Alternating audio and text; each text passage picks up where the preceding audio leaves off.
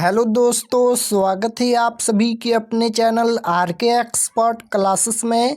तो यदि आप भी मैट्रिक फाइनल बोर्ड परीक्षा 2026 में देने वाले हैं तो अभी की इस क्लास में हम लोग क्लास 10th के लिए हिंदी के 100 वैसे महत्वपूर्ण वीवीआई ऑब्जेक्टिव क्वेश्चन देखेंगे जो आपके मैट्रिक फाइनल बोर्ड परीक्षा 2026 में पूछा जाएगा। तो आप लोग से रिक्वेस्ट है कि आप लोग इस क्लास में अंत तक बने रहिएगा। अभी की इस क्लास में हम लोग सेकेंडरी स्कूल एग्जामिनेशन 2026 एनुअल यानी वार्षिक फाइनल परीक्षा 2026 के लिए हिंदी के 100 सबसे महत्वपूर्ण वीवीआई ऑब्जेक्टिव क्वेश्चन देखेंगे। तो ये हिंदी का क्वेश्चन पेपर है मैट्रिक फाइनल परीक्षा 2026 के लिए। समय 3 घंटा 15 मिनट का मिलेगा और पूर्णांक 100 रहेगा। 100 नंबर का एग्जाम होगा। तो आइए पहला नंबर क्वेश्चन देखते हैं। फर्स्ट क्वेश्चन यहाँ पर पूछा गया है कि the rise and fall of the Hindu women किसकी रचना है। बताना है कि the rise and fall of the Hindu women यह किसकी रचना है। तो यह रचना भीमराव अम्बेडकर की है। Right answer option number D हो जाएगा। यह रचना भीमराव अम्बेडकर की है।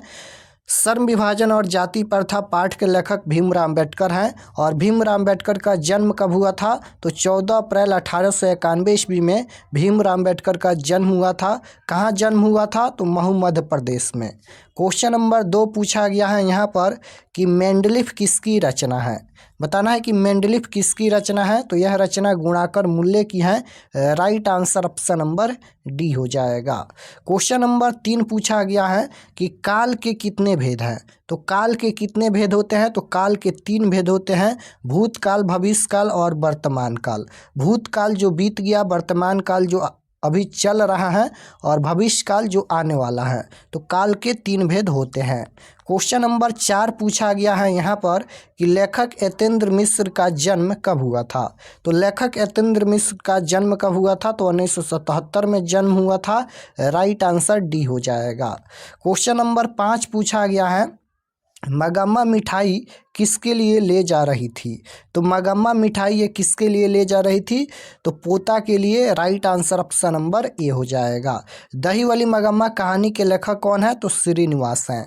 क्वेश्चन नंबर 6 पूछा गया है यहाँ पर कि श्रम विभाजन और जाति प्रथा कौन सी विधा है।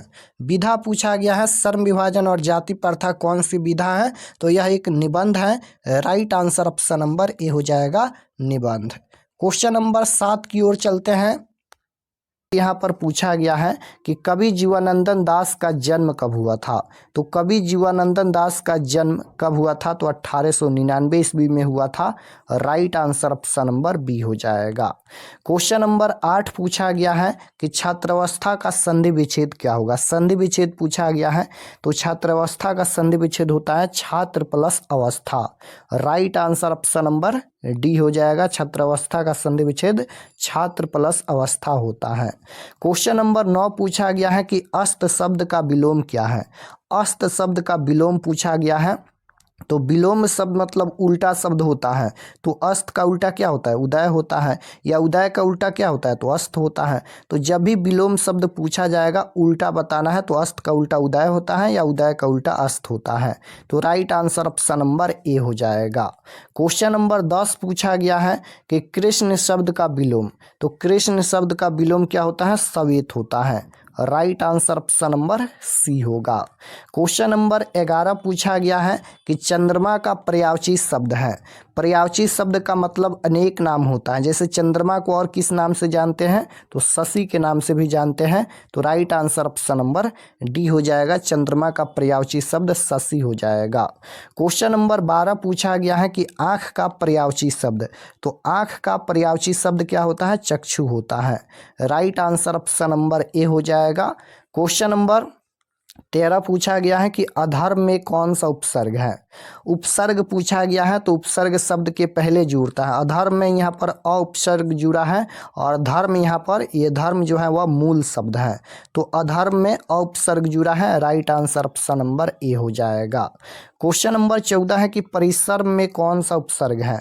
परिसर्म में बताना है उपसर्ग कौन जुड़ा है, तो परिसर्म में परिउपसर्ग जुड़ा है और सर्म यहाँ पर ये मूल शब्द है, तो परिसर्म में परिउपसर्ग जुड़ा है। Right answer option number A होगा। क्वेश्चन नंबर 15 है लिखाई में कौन सा प्रत्यय है। अब यहाँ पर प्रत्यय पूछा गया है, तो याद रखिएगा प्रत्यय किसी भी शब्द के लास्ट में जुड़ता है, तो लिखाई, लिखाई में आई प्रत्यय जुड़ा है। Right answer option number D हो जाएगा, लिखाई में आई प्रत्यय जुड़ा है। क्वेश्चन नंबर 16 पूछा गया है कि झूला शब्द में कौन प्रत्यय है। झूला शब्द में कौन सा प्रत्यय जुड़ा है, तो झूला में आ प्रत्यय जुड़ा है। Right answer option number B हो जाएगा, झूला में आ प्रत्यय जुड़ा है।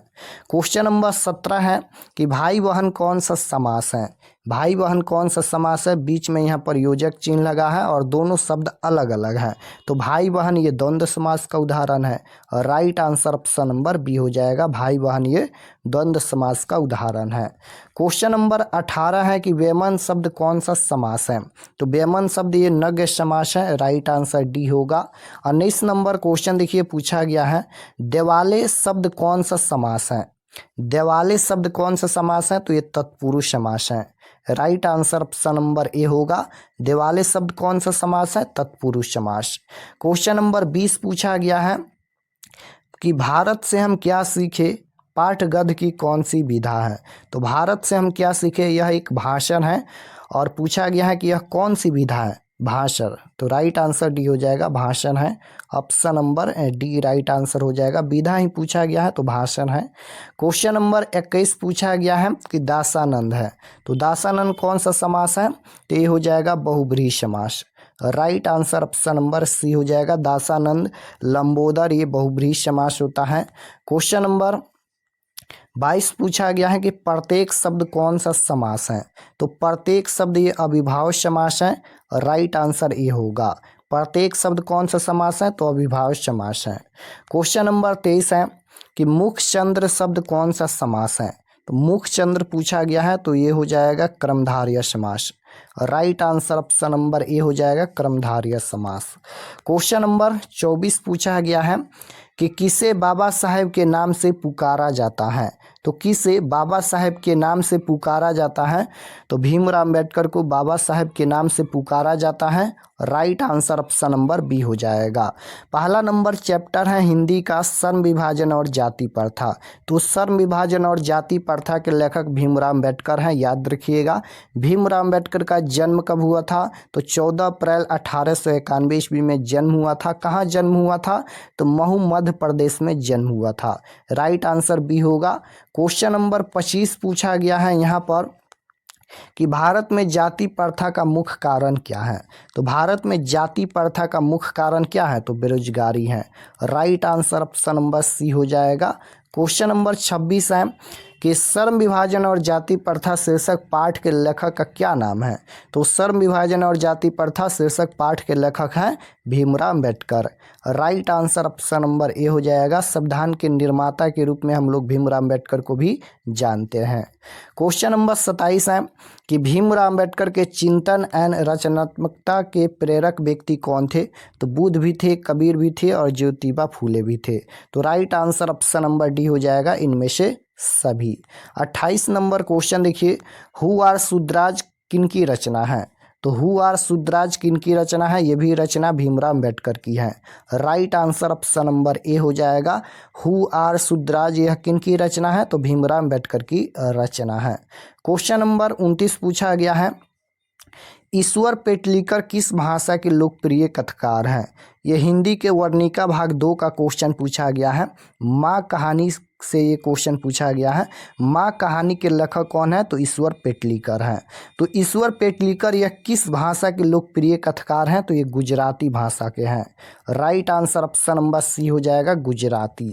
क्वेश्चन नंबर 30 पूछा गया है कि ढाते विश्वास में किस बांध के टूटने का प्रसंग आया, तो ढाते विश्वास में किस बांध के टूटने का प्रसंग आया, तो इसका राइट आंसर हो जाएगा दलई बांध। ऑप्शन नंबर ए राइट आंसर होगा, 31 नंबर क्वेश्चन यहाँ पर पूछा गया है, मगम्मा को किसके साथ विवाद था।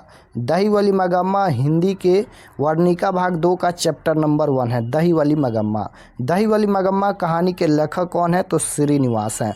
दही वाली मगम्मा यह किस भाषा से अनुदित कहानी है, तो कन्नड़ भाषा की कहानी है। क्वेश्चन ये पूछा गया है कि मगम्मा को किसके साथ विवाद था, तो बहू नजम्मा के साथ विवाद था। Right answer option number C हो जाएगा। दही वाली मगम्मा दही बेचती थी। क्वेश्चन नंबर 32 है, संतू मछली लेकर क्यों भागा। तो संतू जो है वह मछली लेकर क्यों भागा, तो कुएं में डालने के लिए। Right answer option number A हो जाएगा। मछली कहानी के लेखक कौन है, तो विनोद कुमार शुक्ल हैं। क्वेश्चन नंबर 33 है कि अमरुद्दीन का जन्म कब हुआ था, तो जन्म कहाँ हुआ था, ये पूछा गया है, तो बिहार में। क्वेश्चन नंबर 34 पूछा गया है, विनोद कुमार शुक्ल के उपन्यास का नाम क्या है। तो विनोद कुमार शुक्ल का उपन्यास का नाम क्या है, तो नौकर की कमीज। राइट आंसर सी हो जाएगा, नौकर की कमीज। क्वेश्चन नंबर 35 है, अशोक वाजपेयी का माता पिता का नाम क्या था। तो अशोक वाजपेयी का माता पिता का नाम बताना है, तो माता का नाम था निर्मला देवी और पिता का नाम था परमानंद वाजपेयी। ऑप्शन नंबर डी में दिया गया है, तो right answer option number D हो जाएगा। क्वेश्चन नंबर 36 है, मैक्स मुलर कहाँ के रहने वाले थे। तो मैक्स मुलर कहाँ के रहने वाले थे, तो ये जर्मनी के रहने वाले थे। Right answer option number B हो जाएगा, जर्मनी के रहने वाले थे। क्वेश्चन नंबर यहाँ पर 37 पूछा गया है, मैक्स मुलर के अनुसार सच्चे भारत के दर्शन कहाँ हो सकते हैं। तो मैक्स मुलर के अनुसार सच्चे भारत के दर्शन मुंबई, कोलकाता, चेन्नई जैसे शहरों में नहीं, भारत के गांवों में हो सकते हैं, यानी ग्रामीण भारत में हो सकते हैं। तो right answer option number D हो जाएगा, ग्रामीण भारत में। क्वेश्चन नंबर 38 है, 20 के दांत कहानी का प्रमुख पात्र कौन है। तो 20 के दांत कहानी का प्रमुख पात्र है Khokha. Right answer option number B हो जाएगा, खोखा। क्वेश्चन नंबर 39 नंबर क्वेश्चन है कि खोखा के 2 दांत किसने तोड़ डाले। तो खोखा के 2 दांत किसने तोड़ डाले, तो मदन ने। Right answer option number B हो जाएगा, मदन ने। क्वेश्चन नंबर 40 है कि विवाह शब्द है। तो विवाह शब्द क्या है, पुल्लिंग है, स्त्रीलिंग है, उभयलिंग है। तो विवाह होता है इसलिए पुल्लिंग हो जाएगा, नहीं स्त्रीलिंग, क्योंकि विवाह होता है ना कि विवाह होती है, तो ये पुल्लिंग होगा। Right answer option number B होगा। क्वेश्चन नंबर 41 पूछा गया है कि बाबा साहेब भीमराव अम्बेडकर का जन्म कब हुआ। तो बाबा साहेब भीमराव अम्बेडकर का जन्म कब हुआ था, तो 14 अप्रैल 1891 ईस्वी में महू मध्य प्रदेश में जन्म हुआ था बाबा साहेब भीमराव अम्बेडकर का। Right answer option number A हो जाएगा, बाबा साहेब भीमराव अम्बेडकर का जन्म कब हुआ था, 14 अप्रैल 1891 ईस्वी। क्वेश्चन नंबर 42 है कि दही वाली मगम्मा कहानी के लेखक कौन है। तो दही वाली मगम्मा कहानी के लेखक श्रीनिवास हैं। राइट आंसर सी हो जाएगा। दही वाली मगम्मा एक कन्नड़ भाषा की कहानी है। दही वाली मगम्मा किस भाषा से अनुदित कहानी है, तो कन्नड़ भाषा की कहानी है। ऑप्शन नंबर डी में दिया गया है। क्वेश्चन नंबर 44 पूछा गया है, मैक्स मुलर का जन्म कब हुआ था। तो मैक्स मुलर का जन्म कब हुआ था, 1823 में मैक्स मुलर का जन्म हुआ था। ऑप्शन नंबर ए में दिया गया है, राइट आंसर ए होगा। 45 नंबर क्वेश्चन है, दारिश क्या है। तो दारिश क्या है, तो ये सोने का सिक्के हैं। सोने के सिक्के से भरा हुआ घड़ा किसको मिला था, वारेन हेस्टिंग्स को। Right answer option number A हो जाएगा। दारिश क्या है, तो ये सोने के सिक्के हैं। क्वेश्चन नंबर 46 है कि गाय का स्त्रीलिंग क्या होगा। तो गाय का स्त्रीलिंग शब्द क्या होता है, गायिका होता है। Right answer option number A हो जाएगा, गायिका। 47 नंबर क्वेश्चन है कि लिखावट शब्द है। तो लिखावट शब्द ये स्त्रीलिंग है। राइट आंसर ये होगा, स्त्रीलिंग। क्वेश्चन नंबर 48 पूछा गया है कि द्रव्यवाचक संज्ञा का उदाहरण है। तो द्रव्यवाचक संज्ञा का उदाहरण पूछा गया है जिसे हम लोग नाप तौल सकते हैं। तेल यहाँ पर ये द्रव्यवाचक संज्ञा का उदाहरण है। Right answer option number A होगा, तेल। क्वेश्चन नंबर 49 है, व्यंजन के कितने प्रकार होते हैं। तो व्यंजन के 3 प्रकार होते हैं। राइट आंसर सी होगा।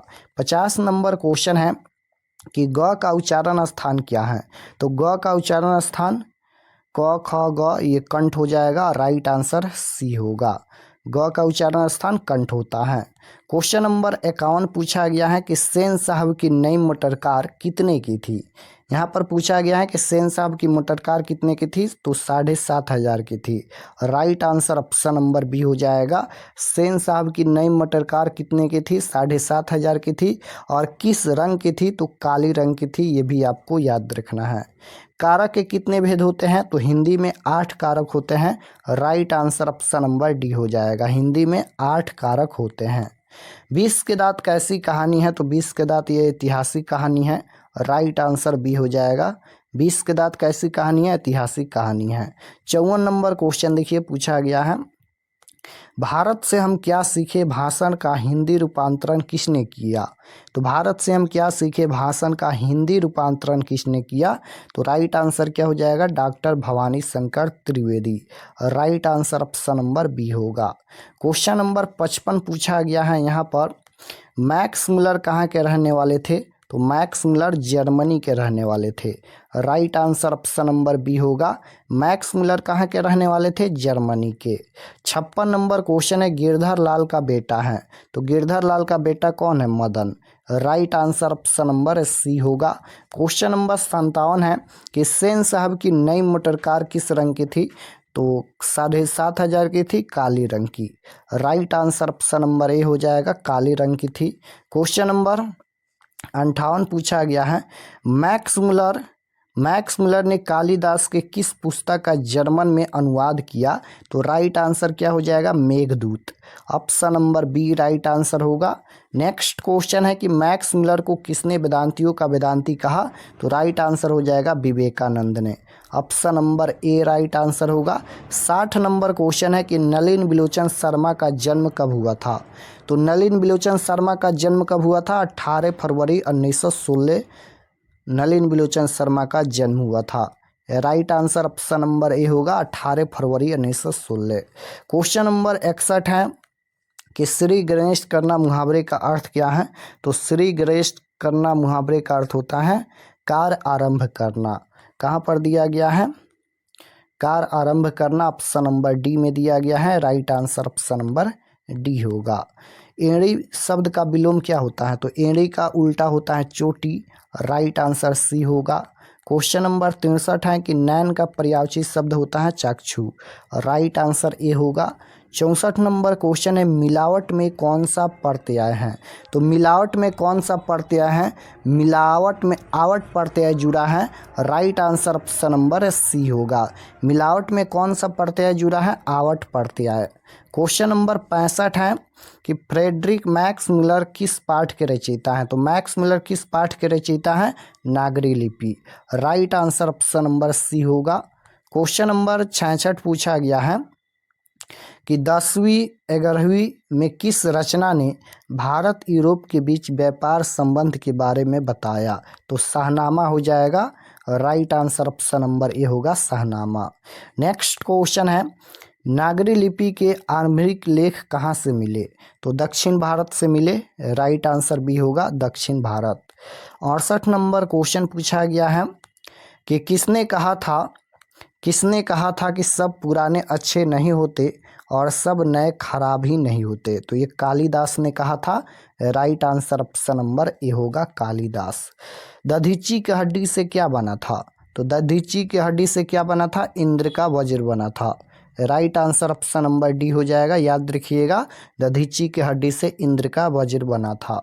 नेक्स्ट क्वेश्चन है 70 नंबर, कूटज किसकी रचना है, तो कूटज किसकी रचना है, यह हजारी प्रसाद द्विवेदी की रचना है कूटज।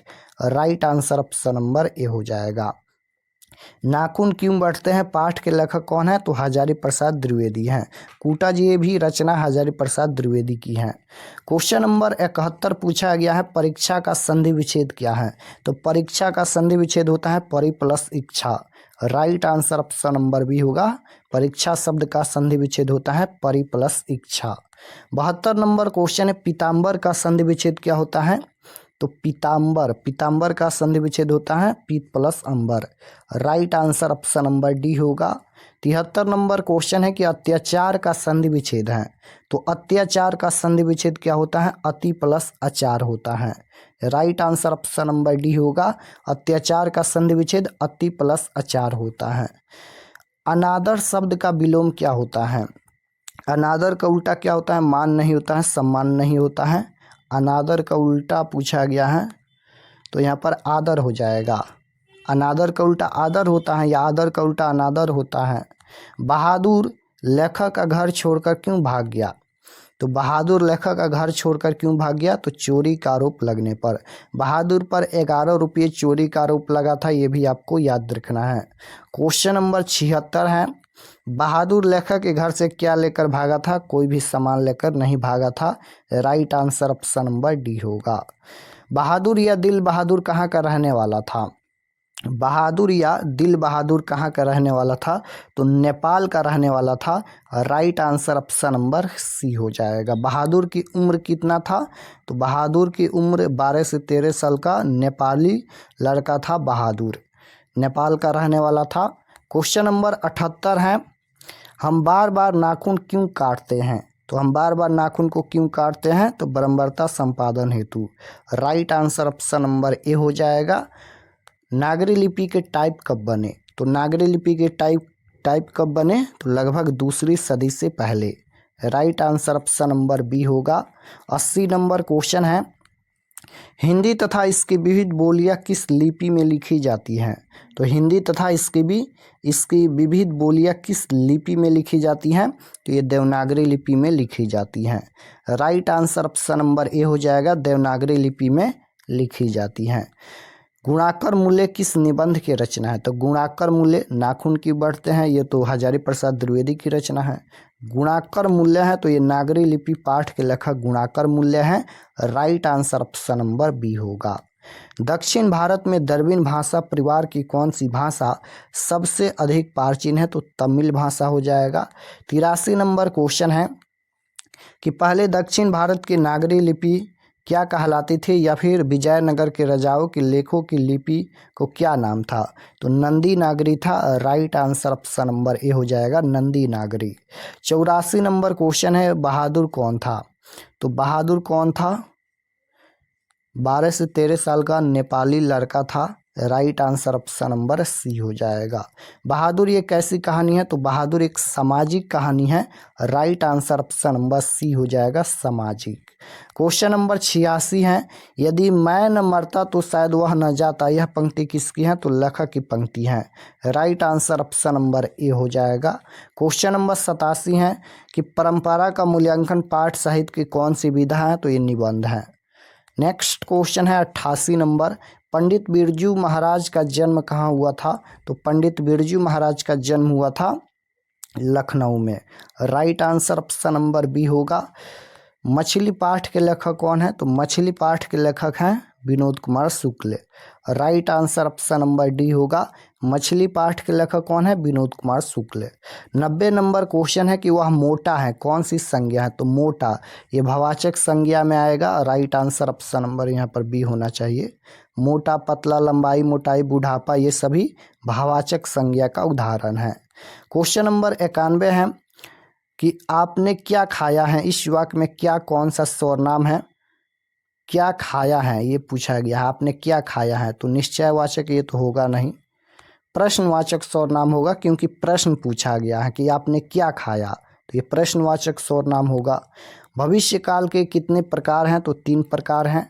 क्वेश्चन नंबर 93 है, दस्योदन का संधि विच्छेद क्या होता है? दधि प्लस योदन होता है। 94 नंबर क्वेश्चन है, राम ने भिखारी को पैसे दिए, इस वाक्य में को किस कारक की विभक्ति है?